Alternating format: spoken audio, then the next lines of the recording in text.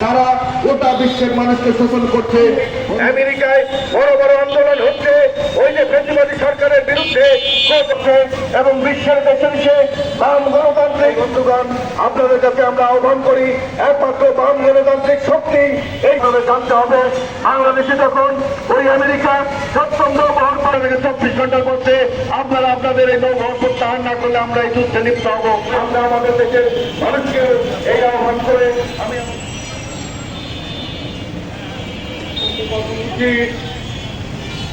মহানায়ক